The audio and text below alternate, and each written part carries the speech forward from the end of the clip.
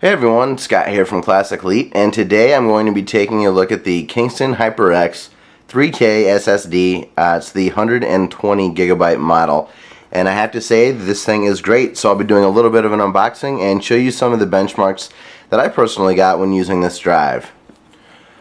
Okay, so let's take a look at what comes with the hard drive itself.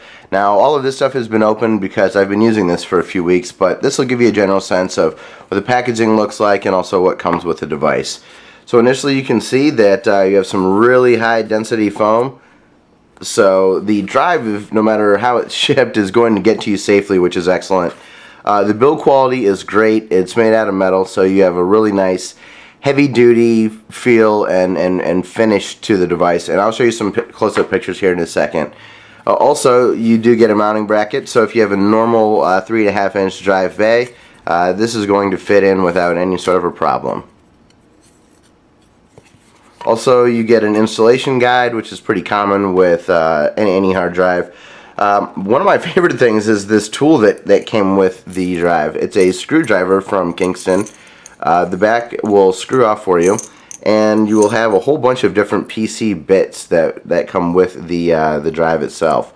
What this does is it makes installation in just about any computer possible, and this is a neat enough little device that I'll probably keep it around to use for any sort of PC tinkering. Lastly, in the item that's a little tough to get out of the box here, so actually let me cut and I will be right back and pull this out of the box. Alright, and we're back, and I have this little guy out of the box, and what this is actually a bay that allows you to connect your solid state drive up to your PC so that what you can do is clone your existing hard drive. Now, I am using this as a spare hard drive. I have not utilized the cloning software at all, but I do have a Kingston SSD now 300 or V300, and the cloning software worked really well for it, so I'd imagine that this is great. So all that you do is plug your hard drive right into this bay, go ahead and close the bay up, and then you just connect this through a micro USB port to your computer and throw in the installation CD. Next thing you'll know, you'll be cloning your hard drive and getting everything from your normal hard drive onto your solid state, or potentially going from a solid state to an upgraded solid state. Okay, let's take a look here at some pictures of how this device actually looks.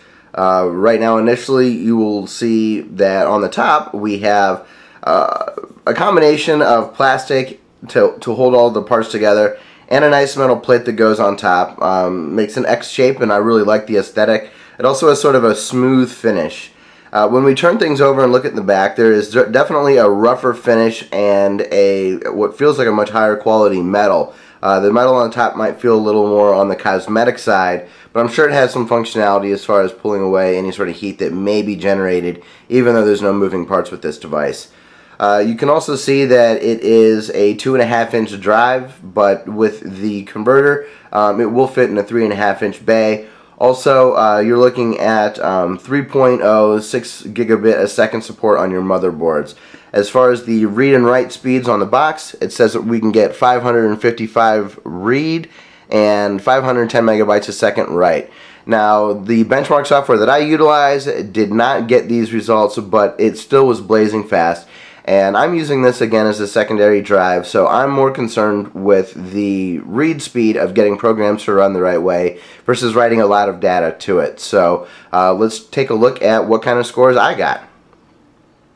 Okay, everyone, and here is a look at the hard drive name that I'm going to be using. It is Drive F, so that we can verify that I am benchmarking the right one in the benchmarking software. So all I have to do is come up here and select that I am going to be utilizing the F drive and running my benchmarks with AS SSD. Now, the manufacturer utilized ATTO disk benchmark, which is ATTO disk benchmark. I'm using AS SSD, and based on what I've read on the internet, this seems to give a pretty good general sense of how fast your drive is writing. So these numbers are going to be a little different than what's on the box, and I think that maybe that's why. Also, the fact that I'm using this in more of a real-world setting is going to give you a better idea of why the benchmarks are the way that they are versus running something that has absolutely no information on it and you're just going for speed. So let's go ahead and get the benchmark started, and we'll be right back with the results. Now here we are with the final scores, and the only ones that I truly understand, and I apologize about that, are the first line. It has the general read and the general write speed. Now, again, these are different and lower than what is on the box, but I can tell you that the performance has been pretty spectacular. And I am going to run another benchmark here for the right side of things to show that some of the numbers actually improve depending on what kind of benchmarking software you're using. So I don't really fault the manufacturer for putting the numbers that they did on the box, because I'm using completely different benchmarking software. So 1 second, I will fire up Dxtory. Alright everyone, and here are my results from Dxtory, which is video recording software. As you can see, my F drive in this case was getting over 300 megabytes a second, whereas the benchmark tool I just used only got around 240. So it really depends on the software that you're using. And again, I have to go back to the fact that the drive feels really fast. I have no complaints with it. All of my programs open up very quickly, and it's made things like video rendering and large photos really easy to manage and really snappy. Okay, and here's a look at the frames per second on one of the games that I have installed, and it is Castlevania Lords of Shadow Ultimate Edition on PC. Now, my rig is a 3770K, an i7 Intel processor.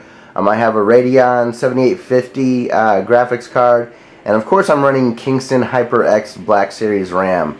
So, as you can see, running straight from the SSD, I'm getting nothing but a solid 60 frames a second. So let's see if I can find a little bit of combat and see how the frame rate holds up.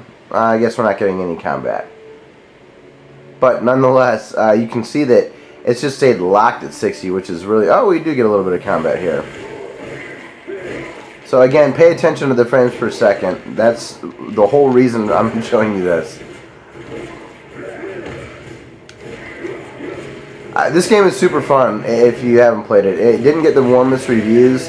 I played through it all the way on 360 and picked it up on PC because I loved it. And it is just, it's super fun. It's a good hack and slash game if you're into the God of War kind of style. So yeah, that is my review of the Kingston HyperX 120 gig 3K SSD, and I have to say that I absolutely love it. Alright. Oh, I thought I got him there. So if you've enjoyed this review, make sure to subscribe to our YouTube channel. You can find us on Facebook, and thanks a lot for watching.